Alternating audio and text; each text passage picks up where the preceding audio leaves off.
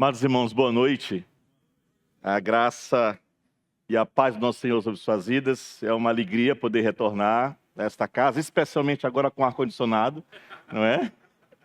Porque a gente lá no Maranhão, vocês sabem que o negócio é mais quente, né?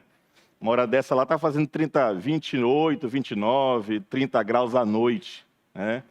A gente brinca que o urubu lá voa com uma asa e com a outra ele se abana para poder sobreviver. Então, eu não vou nem dizer que eu vou trazer um caloroso abraço, que vocês não querem isso, né?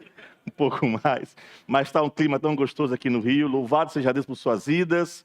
É uma alegria estar aqui. A igreja pastoreada pelo meu amigo e meu chefe, Cristiano, tem que falar muito bem dele nessa noite, não é? Mas é sempre um prazer, compartilhar o ministério e a vida com o Cris, com a família, com a Edna, as crianças e com vocês. É uma igreja que muito ama missões, apoia o trabalho missionário, eu louvo a Deus por isso.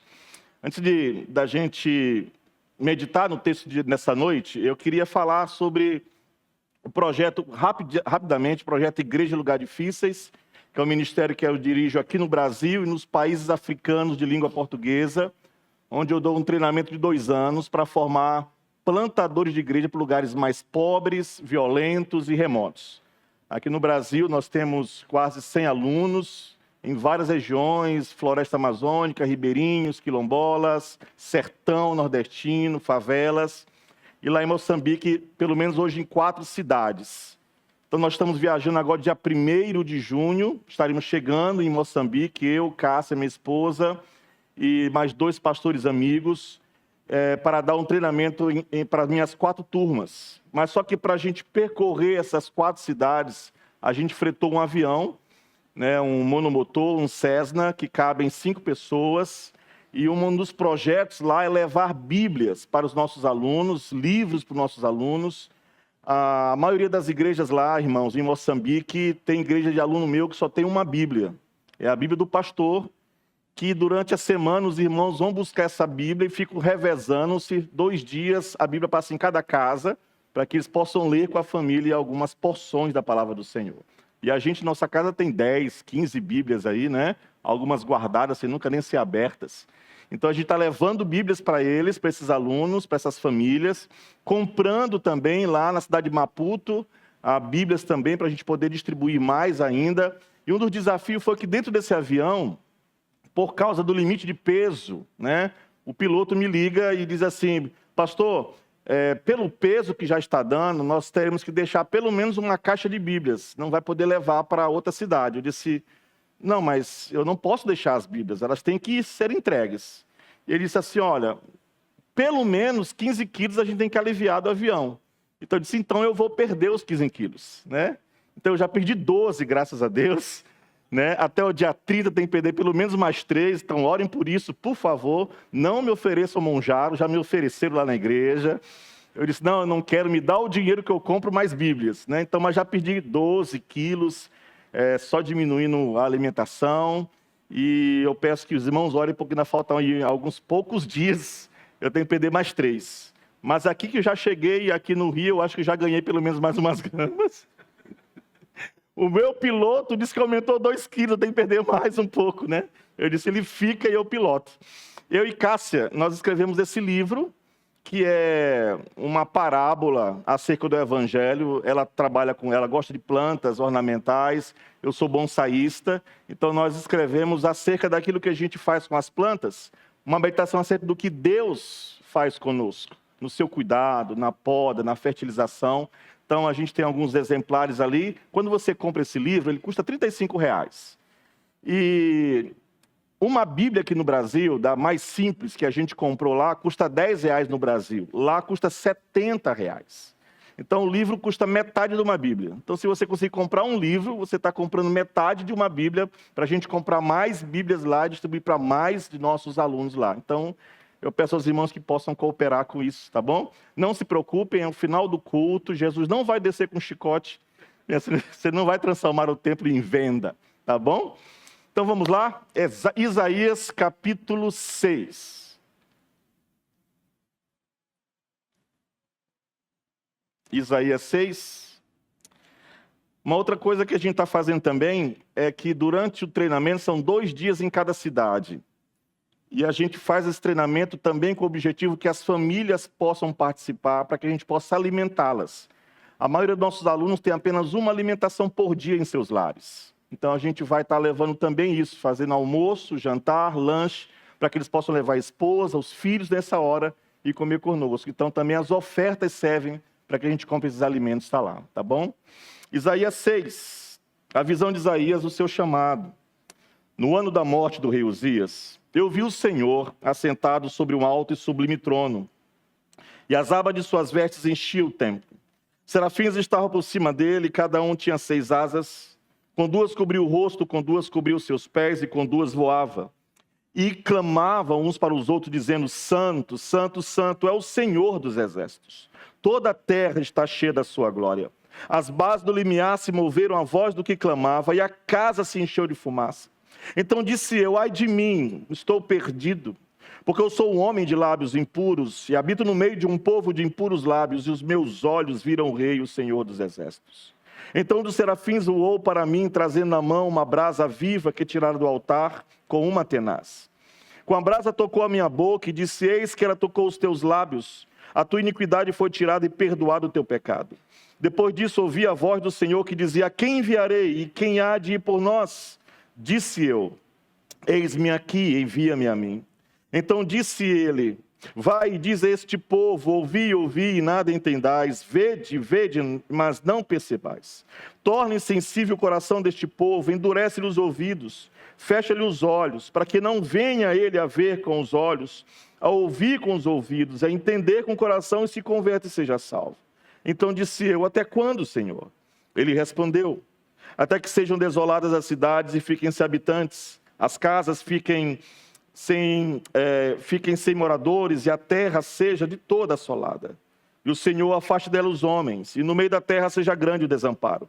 Mas, se ainda ficar a 10ª parte dela, tornará a ser destruída, como terebinto e como carvalho, dos quais depois de derribados ainda fica o toco.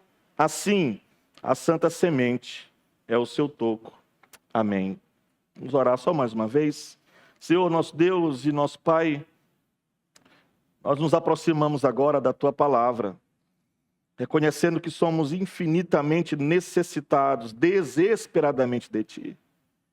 Se o Senhor não falar conosco nessa noite, nós ouviremos apenas palavras humanas. Se o Teu Espírito Santo não agir, nossos ouvidos vão permanecer fechados. Os nossos corações vão continuar endurecidos. Por isso, ó Pai, nós pedimos, abre os nossos olhos, para que possamos contemplar as maravilhas da Tua lei. Ó Deus, nos dê reverência diante da Tua presença. Nos livra de toda distração, de toda frieza espiritual, de toda superficialidade.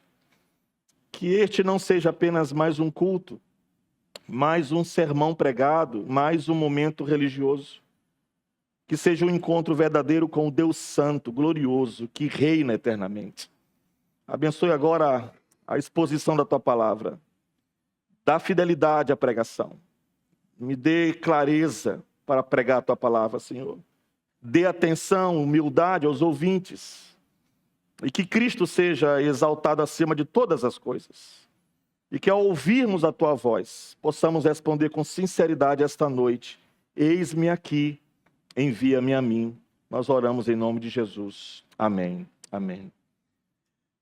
Enquanto eu estarei pregando esta noite esse texto, especialmente pensando nas vésperas aqui do início da nossa conferência, da Atos 29, eu vim para cá com uma forte sensação de direção providencial de Deus sobre o que pregar. Eu brinco que tem momentos assim no nosso ministério, mesmo a gente sendo reformado, calvinista, né? Há momentos em que não acontece sempre com a gente. Não há, por favor. Nem sempre você vai chegar aqui e vai abrir a boca e dizer assim: o Espírito Santo mandou mudar o texto nessa noite. Mas há algumas ocasiões em que um texto parece que se impõe ao nosso coração com mais clareza. E eu creio que Isaías capítulo 6, eu pensando aqui sobre chamados, sobre sobre envio, sobre plantação de igreja, sobre conferência missionária. Para mim, esse é um capítulo que fala muito sobre isso. Ele fala sobre o chamado de Deus. Ele fala sobre homens sendo enviados pelo Senhor. É um capítulo que fala sobre serviço, sobre missão, sobre fidelidade. É um capítulo que fala sobre perseverança. Mas, vejam, acima de tudo, fala sobre como que esse chamado nasce. Como que ele começa em nosso coração. Isaías, ele não começa dizendo aqui, eis-me aqui, Senhor, envia-me a mim. Por favor, percebam a ordem como isso acontece. Porque antes dele dizer, envia-me a mim, ele vê o Senhor. E depois que ele, de fato, contempla o Senhor, ele é confrontado com a própria impureza dele. Depois ele recebe purificação. E somente depois de contemplar, de perceber a sua impureza e ser tocado pelo Senhor, purificado pelo Senhor, então é que ele responde ao chamado de Deus. Essa ordem ela é muito importante. Porque o verdadeiro serviço cristão, ele não nasce de nenhum do nosso entusiasmo humano. Não é algo que nasce apenas da vontade humana ou de uma pressão emocional para que a gente possa ir cumprir, nem tampouco de uma mera atividade religiosa. Não. O chamado nasce da graça de Deus. E talvez isso seja especialmente muito importante em dias como os nossos. Porque nós vivemos, irmãos, um tempo em que há muita atividade religiosa, mas pouquíssima consciência da presença de Deus. Tem muita pressa ministerial acontecendo, mas parece que tem pouco quebrantamento acontecendo. Tem até, de fato, muito interesse por crescimento, por algum tipo de relevância da igreja, mas pouca contemplação da majestade do Senhor. Isaías diz, eu vi o Senhor. E essa continua sendo a necessidade mais profunda da igreja. A maior necessidade nossa, mais do que termos estratégias, muito mais do que termos recursos, muito mais do que termos boas estruturas em nossa igreja, mais do que reconhecimento humano, a igreja precisa contemplar novamente a glória de Deus. E é justamente isso que Isaías 6 faz. O capítulo nos apresenta 5 grandes verdades que eu quero meditar com os irmãos nessa noite. A proximidade de Deus, a santidade de Deus, a graça de Deus, o chamado de Deus e os caminhos de Deus. Esse é o nosso esboço. E todas essas verdades vão conduzir Isaías a dizer, eis-me aqui, Senhor, envia-me a mim. Então, o que acontece nesse capítulo é impressionante. Isaías viu o Senhor. Mas você que eu creio nisso, né? Um grande conhecedor do Antigo Testamento, por exemplo, você sabe que essa não é a única vez que isso acontece. Os irmãos conseguem pensar aí, por favor, em algumas ocasiões em que alguém do Antigo Testamento conseguiu contemplar Deus. Ocasiões semelhantes a isto aqui. Deixa eu contar uma história para vocês. Pensem, por favor, em um jovem que está fugindo de casa. Ele está correndo pelo deserto, atrás dele tem um sol igual do Maranhão, queimando suas costas. Ele está olhando para frente, querendo encontrar um caminho para a casa do tio dele. De repente a coisa começa a escurecer, chega a noite, o sol se põe, não tem estradas, não tem luzes iluminando aquele lugar, não tem ponto de referência. Então o que ele faz? Ele precisa dormir aonde ele está. Então ele pega uma pedra. E dessa pedra ele faz um travesseiro. E então, de uma forma impressionante, ele dorme. E sonha. Quem foi? Quem foi? Valendo um copo com água no final? Jacó, ok.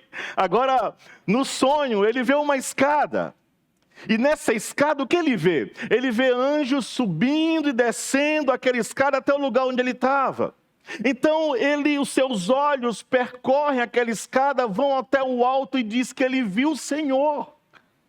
E é maravilhoso, ele desperta e diz assim, pensem, ele está no meio de um deserto, num lugar comum, sem nenhuma estrutura, sem nada. Ele diz: certamente o Senhor está neste lugar e eu não sabia.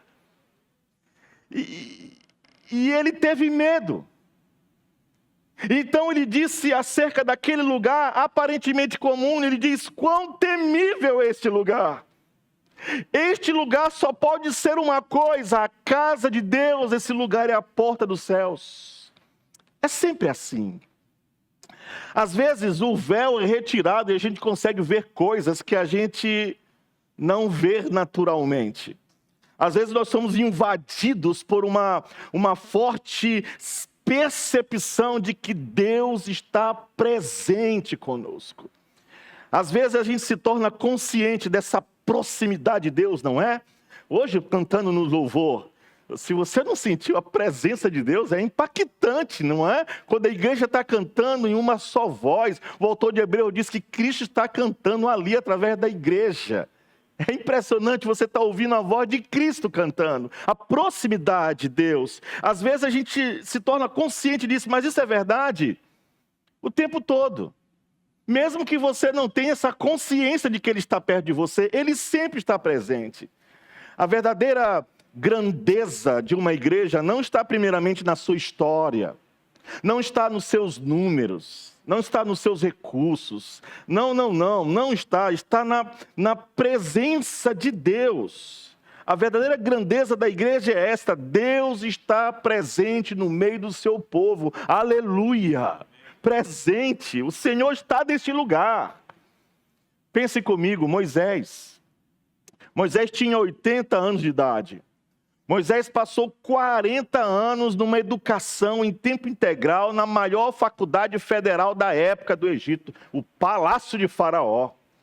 E é assim, depois de passar 40 anos estudando, né? 40 anos estudando, você até já dá um conforto, né? Pô, Moisés estudou 40, eu estou lutando ainda aqui estudando. 40 anos estudando, ele sai para assumir o seu cargo, agora a sua profissão, pastor de ovelhas.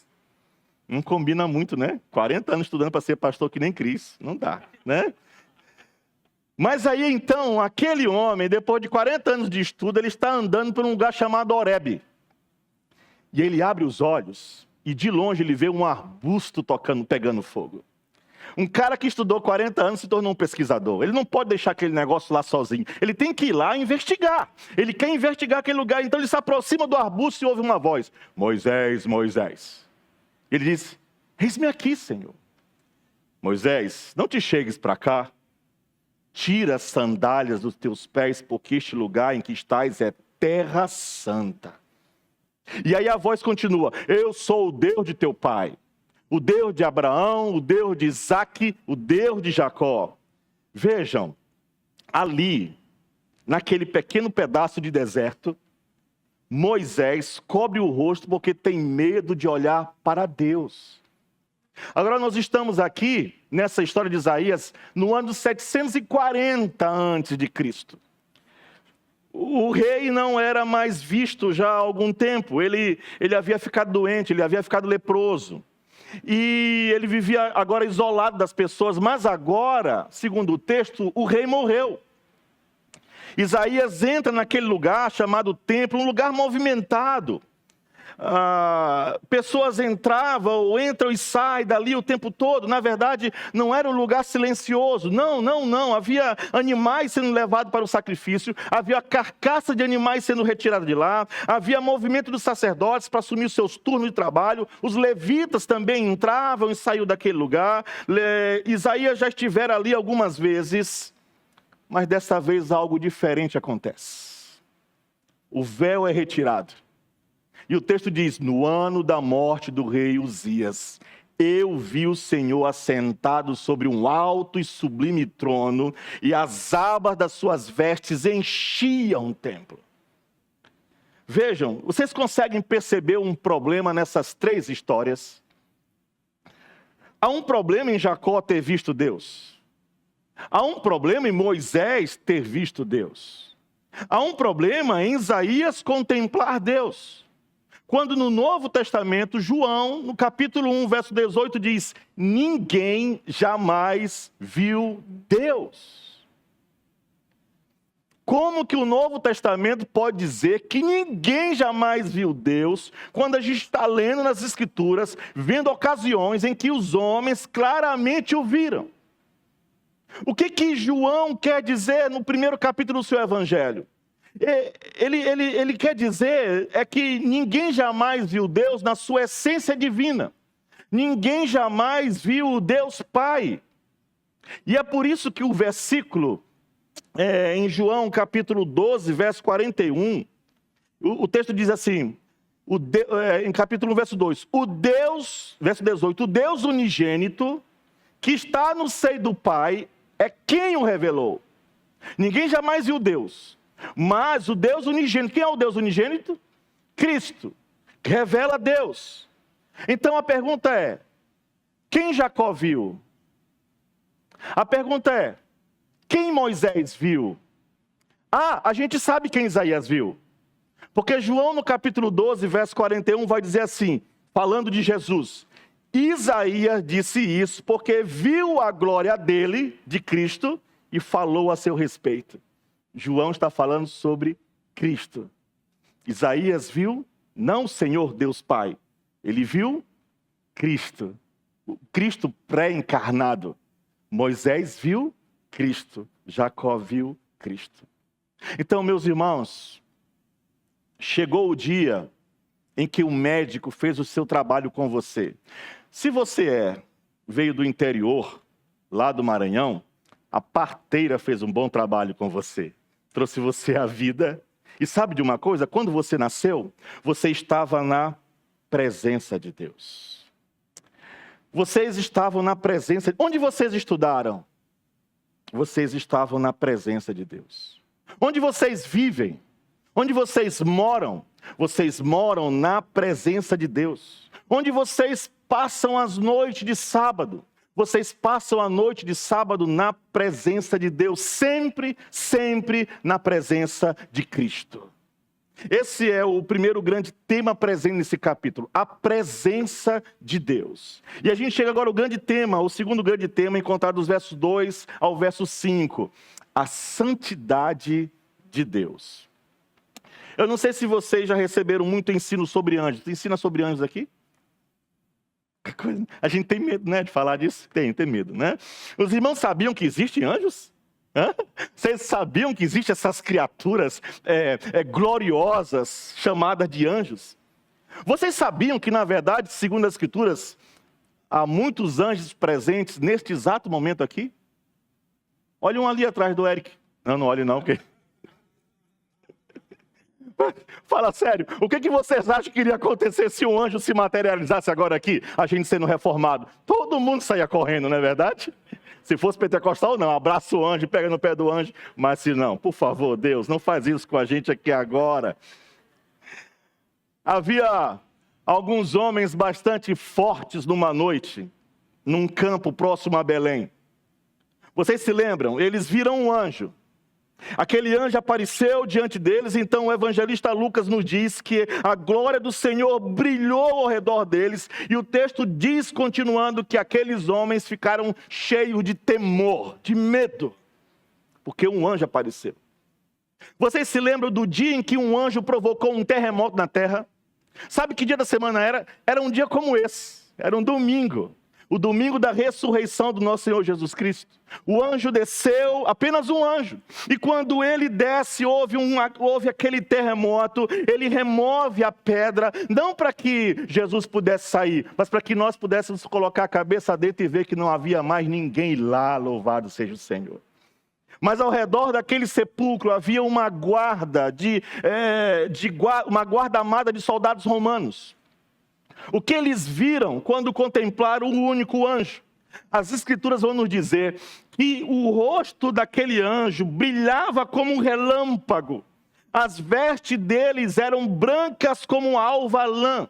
E então nós somos informados no texto em Mateus 28 que os guardas tremeram de medo, ficaram como se estivessem mortos.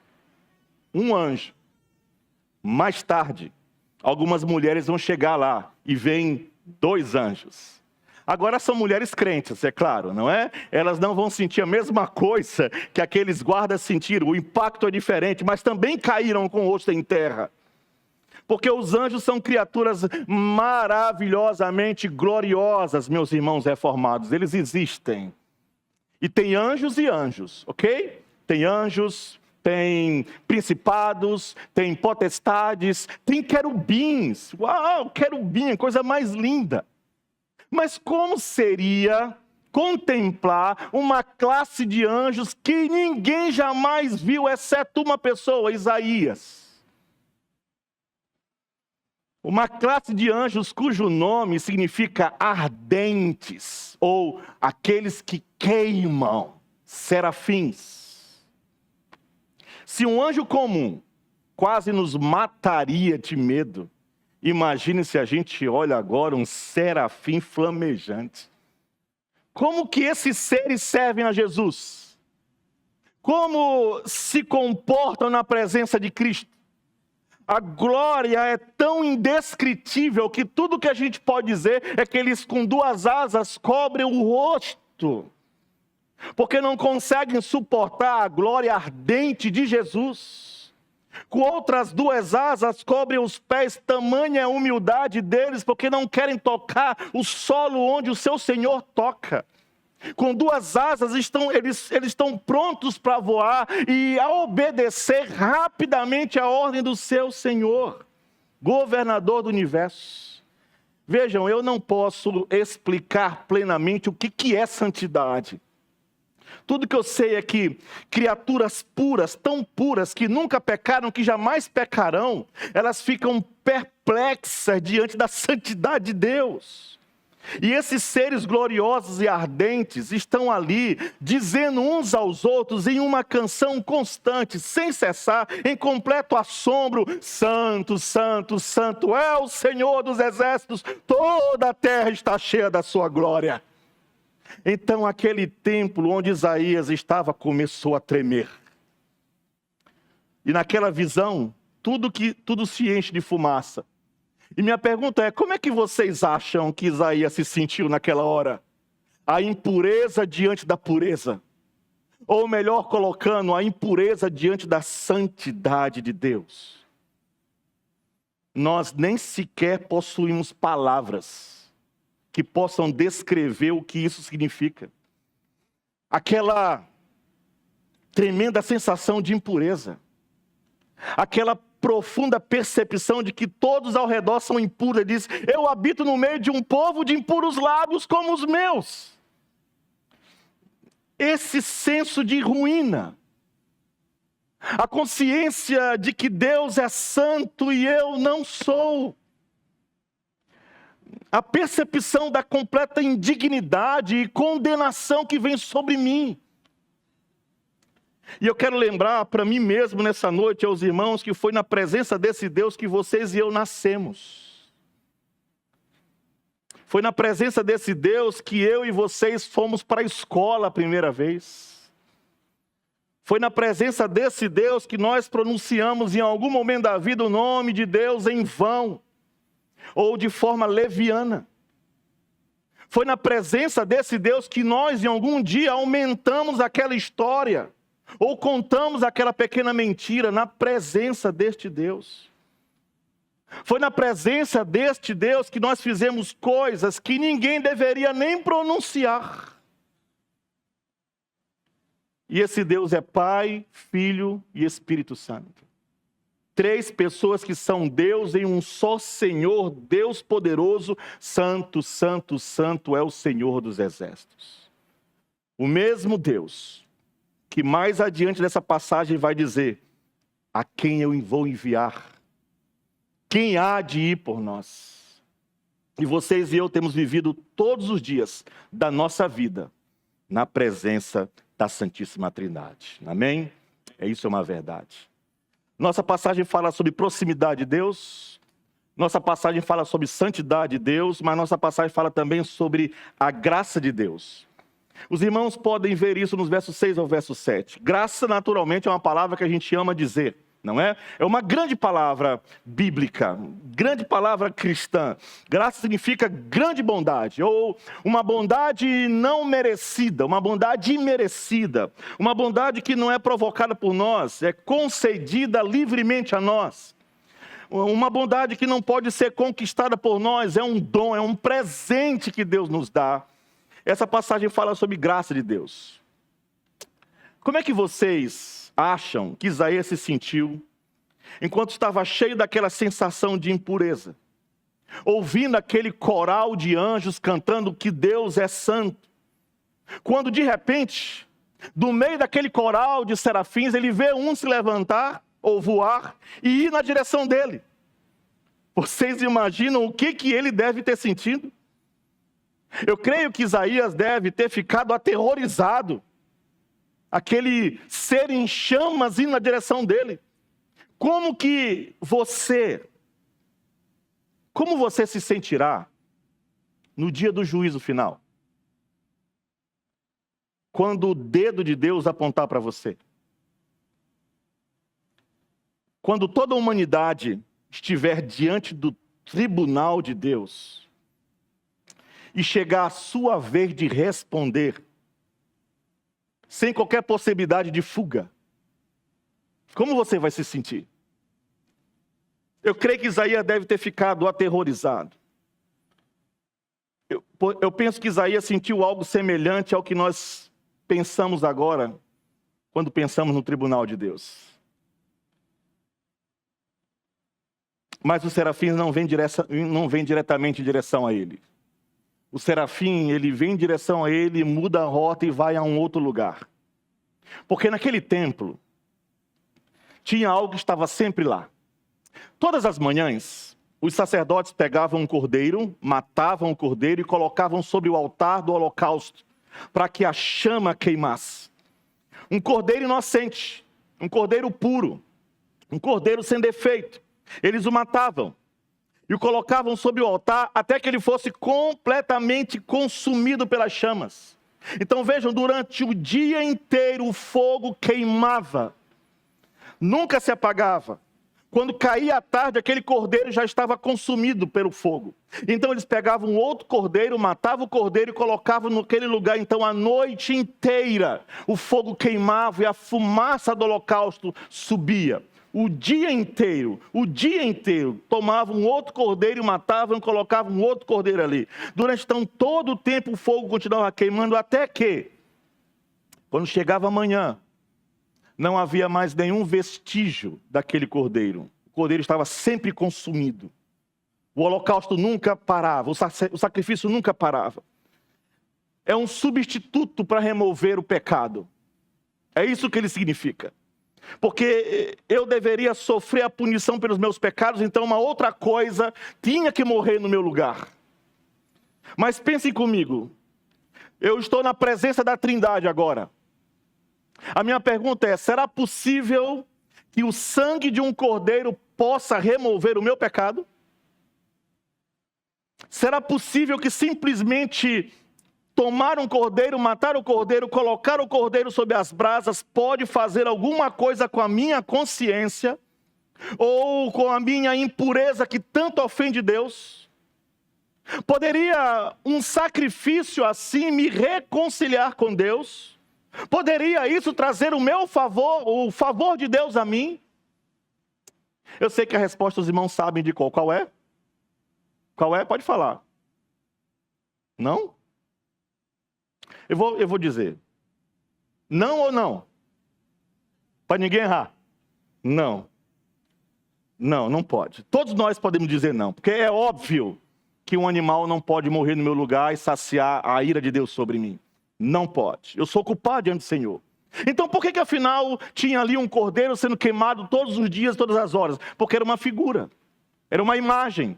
Ele apontava para algo, vai chegar o dia, é o que ele está dizendo no seu fogo queimando, vai chegar o dia em que um homem bastante incomum, batizando junto ao rio Jordão, vai apontar para um outro homem passando, um homem chamado Jesus de Nazaré, e ele vai responder a grande questão do Antigo Testamento: quem é o Cordeiro? Eis o Cordeiro de Deus que tira o pecado do mundo.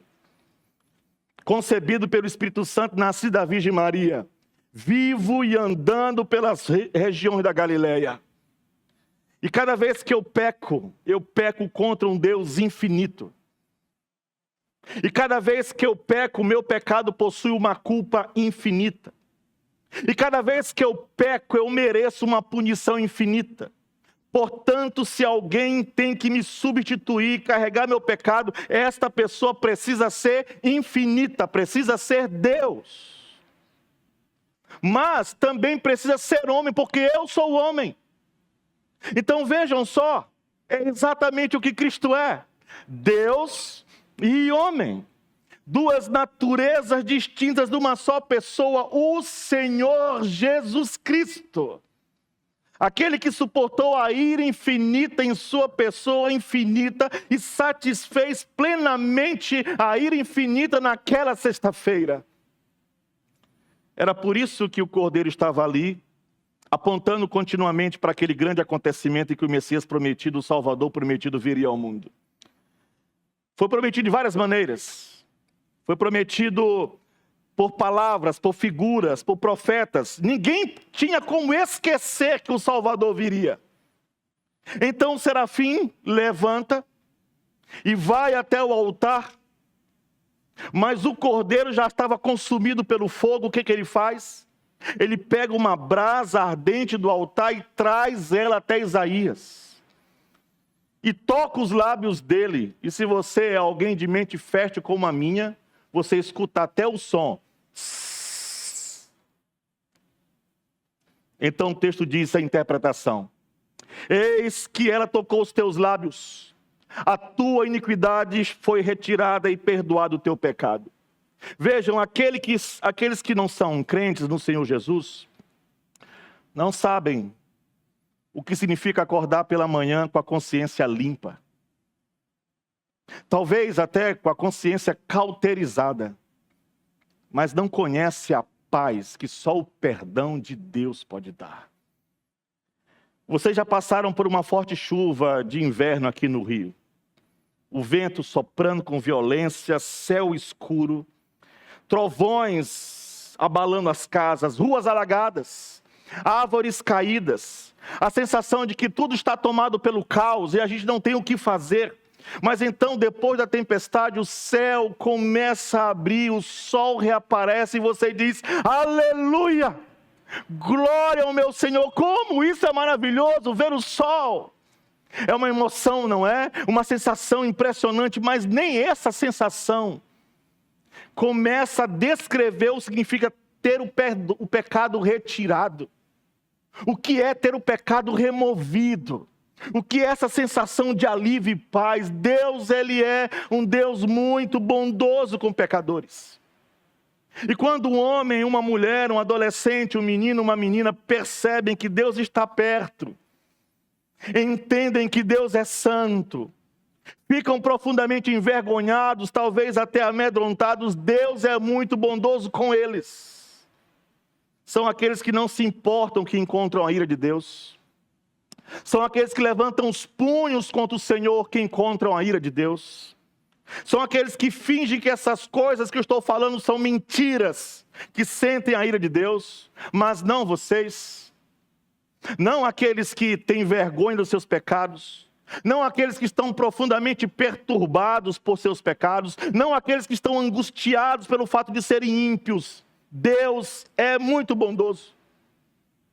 E foi por isso que Ele enviou Jesus para nós. Foi por isso que o Salvador veio a esse mundo.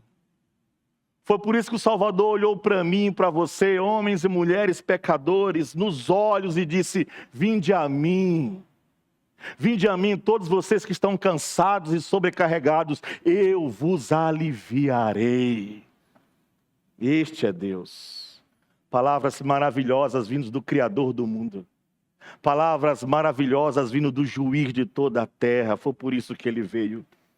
Foi por isso que o Salvador esteve no mundo, olhou homens assim e disse isso. E quando Isaías é alcançado nas profundezas do seu coração, ele finalmente sabe o que é perdão.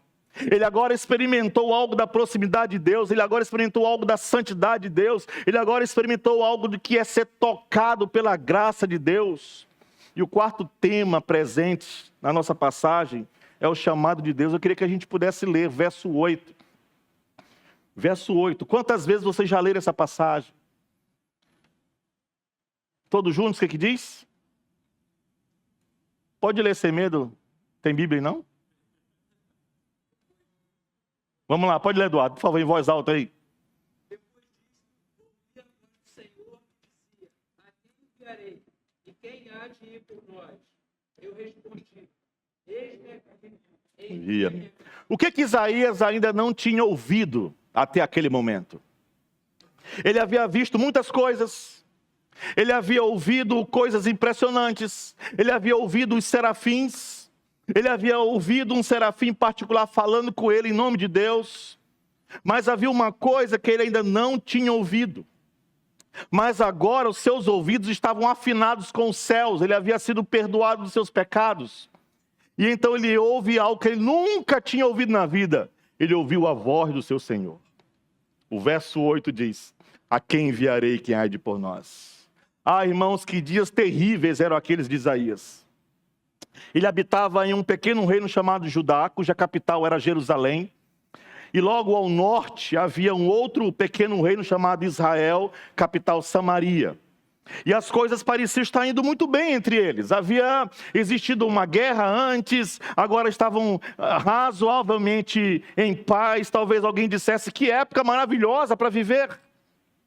As pessoas eram ricas, ou pelo menos a grande maioria delas. Possuíam coisas que nunca haviam possuído. O exército era um exército muito forte. Não havia nenhuma potência mundial ameaçando eles naquela época. Atravessar por suas estradas, violentar mulheres, praticar todas as coisas terríveis que antes haviam acontecido naquele reino. As pessoas estavam em paz. Só que as pessoas haviam esquecido Deus. Era um tempo em que alguém precisava levantar a voz em nome do Senhor. Mas quase ninguém estava fazendo isso. Havia naquela época Oséias, havia naquela época Amós, havia alguns outros poucos, mas ninguém mais. Tempos terríveis. Havia pessoas ficando mais ricas e oprimindo os pobres. E quanto mais poder possuíam, menos justas se tornavam. Mais arrogantes. E era o tempo de alguém agora lembrar a elas que existe um Deus que é justo. Existe um Deus de justiça. Mas ninguém estava falando de maneira clara para aquela geração. Então ouvia a voz do Senhor que dizia: a quem enviarei, quem há de por nós? E se você é alguém que tem a consciência da proximidade de Deus, se você é alguém que tem consciência da santidade de Deus, se as suas vidas... Irmãos, se as suas vidas já foram tocadas pela graça de Deus, então vocês compreendem que vocês não são um acidente neste tempo agora. Foi para este tempo que Deus chamou vocês para viver. E talvez isso seja algo que a gente precisa ouvir. Porque a pergunta não é apenas o que Deus fez no passado, a pergunta é por que Deus ainda mantém igrejas fiéis hoje? Por que ainda existem igrejas fiéis em cidades como a nossa? Por que Deus preserva um povo que ama a sua palavra? Porque o Senhor continua chamando servos. Porque ainda há trabalho para fazer. Porque ainda há lugares difíceis nesse mundo. E os lugares difíceis nem sempre estão do outro lado do oceano, como Moçambique. Às vezes o primeiro lugar difícil é a própria família. Às vezes é o casamento, às vezes é a escola onde ninguém ama Jesus, às vezes é o ambiente de trabalho onde o evangelho quase nunca é falado, ou visto, ou sentido. Às vezes é a rua onde moramos, às vezes é o condomínio onde moramos, às vezes é a periferia esquecida, às vezes é uma igreja sem pastor, às vezes é um povo que ninguém quer alcançar. Os confins da terra nem sempre são geográficos. Muitas vezes são sociais, são espirituais, são culturais. A Europa hoje possui milhares de cidades e vilas sem qualquer testemunho do Evangelho. A União Soviética, com todos os seus problemas, crimes, rivalidades, pobreza, tudo mais, tem pessoas lá que nunca conheceram outra coisa além do ateísmo. E ainda assim seus corações sabem que aquilo não é verdade. Há pessoas em nações muçulmanas, Irmãos, nações inteiras, cobertas de trevas. Pessoas vivem ali e morrem ali sem nunca ouvir falar de Jesus. Não apenas deixam de ouvir o evangelho, como sequer chegam a encontrar um cristão na vida. Nunca tiveram uma ceia. Nunca souberam o que é um louvor, um culto. Nunca ninguém para dizer, pelo menos Jesus te ama. Moçambique tem 42 etnias, 16 etnias nunca ouviram falar de Jesus. Aqui no nosso país, você viaja de carro pelas estradas do nosso país, me diga quantas igrejas fiéis você vê nas estradas. Muitas cidades, sem nada, sem um testemunho fiel do evangelho. Meu estado é o estado da nação brasileira que mais possui comunidades quilombolas. São mais de 1.000 quilombos no Maranhão. Apenas 10% deles possuem presença do evangelho. Não seria certo que algumas pessoas de nossas igrejas se mudassem para esses lugares? Será que eu estou falando algo tão absurdo? Que aprendessem uma cultura diferente, que começassem um estudo bíblico, pelo menos isso. Não seria certo que alguns de nós fossem para povos difíceis, mesmo que não fossem para ser missionário de tempo integral, talvez em uma outra função qualquer, médicos, advogados, aposentados. Um aposentado que pudesse dizer agora assim, pastor Cristiano, eu quero dar 2 anos da minha vida para as missões. Me prepara para ser um plantador de igreja, eu quero ser enviado para alguma cidade que não tenha uma igreja saudável. Eu vou morar lá e eu vou pregar o evangelho lá. Eu tenho um bom salário da minha aposentadoria aí, eu recebo bem, eu consigo sobreviver num lugar pequeno. Será que isso é algo tão difícil? Será que é correto que tantos grupos do povo de Deus estão sem pastor? Sem alguém que expõe a palavra de Deus semana após semana, que ame o povo de Jesus? Será que é correto que haja tanto trabalho ainda não realizado? 1/3 da população mundial não conhece Cristo. 1/3 de nós sem o evangelho de Jesus. A quem enviarei, quem há de ir por nós? Deus olha para os nossos tempos, o tempo de Isaías, o meu tempo, o seu tempo, e diz isso. Será que Isaías precisava ser o único a dizer, eis-me aqui, envia-me a mim? Não é possível que alguém, talvez vários de nós, talvez muitos de nós, digam no mais íntimo do coração, Senhor, eu não sou grande coisa. Tu sabes os erros que eu já cometi. Tu sabes as falhas que eu tenho. Tu sabes exatamente o tipo de pessoa que eu sou, mas aqui estou eu, Senhor. Eis-me aqui. Não tenho condições de me apresentar, não tenho uma agenda pessoal, eis-me aqui. Não é possível que alguém encontre um lugar secreto no coração essa noite e diga, Senhor, nunca percebi que era tão grande a necessidade. Não sei o que eu posso fazer a respeito disso, mas eu estou aqui. Mas tenham cuidado. Não digam, eis-me aqui, envia-me a mim, a menos que estejam preparados para ouvir a outra parte. Vai. As pessoas frequentemente perguntam por que há tão pouco se apresentando para o ministério cristão e para o pastorado. A resposta é sempre a mesma. Deus nunca diz ide de maneira individual, até que alguém diga, eis-me aqui, envia-me a mim. Se você ler o texto, você vai perceber que só depois que ele disse, eis-me aqui, envia-me a mim, que Deus disse qual era o trabalho que ele ia ter. Ele não se interessou em saber isso, ele só se colocou à disposição. Então vejam, vocês já disseram isso? Eis-me aqui, envia-me a mim. Essa é a oração de vocês? Este Deus está perto. Este Deus é santo.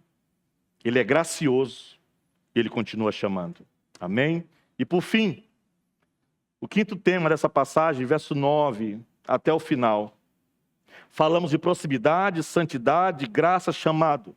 Mas a passagem não termina sem falar também sobre caminhos de Deus. Eu vou ler porque é profundamente misteriosa essa passagem. Então disse ele: vai e diz a este povo, ouvi, ouvi e não entendais. Vede, vede, mas não percebais. Torna insensível o coração desse povo, endurece-lhe os ouvidos, fecha-lhe os olhos, para que não venha a ele a ver com os olhos, ouvir com os ouvidos e entender com o coração e converter-se e ser salvo. E aí então Isaías pergunta: Senhor, até quando? Até quando vai ser assim? E Deus responde: até que sejam desoladas as cidades e fiquem sem habitantes. Mas o que isso significa? Vejam, estamos no ano 740 a.C. Deus diz: vai. Então Isaías vai, e ele vai para uma nação perversa. Ele vai para uma nação idólatra, rica, egoísta, injusta, amante dos prazeres. E ele prega. 10 anos depois ele continua pregando. 20 anos depois ele continua pregando, falando sobre pecado, falando sobre Cristo, o Cristo que haveria de vir, falando sobre conversão dos gentios, falando sobre o fim do mundo. 30 anos depois ele continua pregando, 40 anos depois ele continua pregando, 54 anos depois ele continua pregando. Lutero tinha razão quando dizia que quando o sol brilha tem a cera e tem o barro. O mesmo sol que amolece a cera é o mesmo sol que endurece o barro. E quanto mais o sol continua brilhando, mais duro o barro se torna. E havia naquele tempo um sol da justiça brilhando, um sol da graça brilhando, sendo pregado no Antigo Testamento como nenhum profeta jamais pregou. O Antigo Testamento é como uma cordilheiras de montanhas, e o pico mais alto delas é Isaías. Ele está contemplando Cristo enquanto prega. Ele fala sobre uma virgem que conceberá. Ele proclama: porque um menino nos nasceu, um filho se nos deu. Ele declara: todos nós andávamos desgarrados como ovelha, cada um seguindo o seu caminho, mas o Senhor fez cair sobre ele a iniquidade de todos nós. E Isaías pregava a Cristo no Antigo Testamento. E o barro foi se endurecendo, se endurecendo, se endurecendo. E quando chega ao final de 54 anos de ministério, esse grande homem fiel, provavelmente morto pela sua fidelidade, o que ele tem para mostrar? Apenas um pequeno grupo de convertidos, muito pequeno, apenas aquela santa semente. A árvore foi derrubada, restou apenas um toco, mas graças a Deus que daquele toco brotou um pequeno broto, que começou a surgir, anunciando vida, mas todo o resto estava desolado. Isaías continuou pregando: ó Senhor, se é para isso que estás me enviando, eu vou fazer, mas até quando? Até que venha o meu grande juízo. E o juízo veio. A Babilônia invadiu. Depois veio novamente com os romanos quando invadiram, e virá ainda um terrível juízo ainda maior. Isaías teve de pregar vendo tudo isso. Gente, os caminhos de Deus são estranhos, não são? É fácil dizer eis-me aqui, quando você imagina que amanhã, quando pregar, vai ter 1000 conversões, e no outro dia vai ter mais 1000 conversões, não é, André? Nós estamos plantando uma igreja nas Palafitas, assim, numa comunidade também lá em São Luís, desde 2020. Em 2025, a primeira 2 conversões de um casal. 5 anos para termos um casal convertido. Por que o Senhor tem esse prazer de fazer isso? Se o Senhor decidir enviar você para um lugar onde você só sabe ter certeza que Ele só vai estar com você. O Senhor Jesus investiu profundamente nos seus discípulos. Havia os 70, depois os 12, depois os 3 mais perto dele, lembram disso? Eles viram a filha de Jairo ser ressuscitada. Eles viram a transfiguração. Eles viram Jesus orando no Getsêmani, mas pouco tempo depois, Herodes Agripa I mandou matar Tiago. Os caminhos de Deus são estranhos. Vocês já leram sobre Jim Elliot? Quanto aquele homem orou. Como ele se preparou para levar o evangelho aos índios Auca. Finalmente ele chega naquela praia, junto ao rio no Equador. Quando coloca os pés, ele é morto por aqueles homens a que ele foi evangelizar. Quando Robert German Thomas, aquele homem que decidiu que iria levar o evangelho para a Coreia. O navio sobe o rio, ele é atacado e, segundo os relatos, ele sequer conseguiu colocar os pés no solo coreano enquanto distribuía Bíblias. Isso não parece desperdício? Há pouco mais de 100 anos, um jovem escocês chamado James Haldane foi para o Marrocos. Depois de anos e anos de trabalho, tornou-se especialista em árabe clássico, conhecedor profundo do Alcorão, visitou 1000 aldeias, pregou Cristo, confrontou o pecado, arriscou a própria vida. Alguns dos seus companheiros foram mortos, e quando finalmente ele retorna para a Grã-Bretanha, quantos convertidos? Nenhum. E Deus continua enviando, porque os caminhos de Deus são misteriosos, mas permanece a santa semente, amém? Sempre permanece a santa semente, porque Deus continua chamando, não há dúvida. Porque a Escritura diz que Ele não tem prazer na morte do ímpio. E talvez alguém precise nessa noite, no silêncio do seu coração, dizer: Senhor, eu não sei o que farás com a minha vida. Senhor, eu não sei quais serão os resultados. Eu não sei se verei o fruto do meu trabalho. Não sei se serei lembrado, mas eis-me aqui, Senhor, envia-me a mim. E talvez seja isso que uma igreja precisa recordar sempre, não é? Igreja não existe para a sua própria preservação. Igreja existe para a glória do nosso Senhor.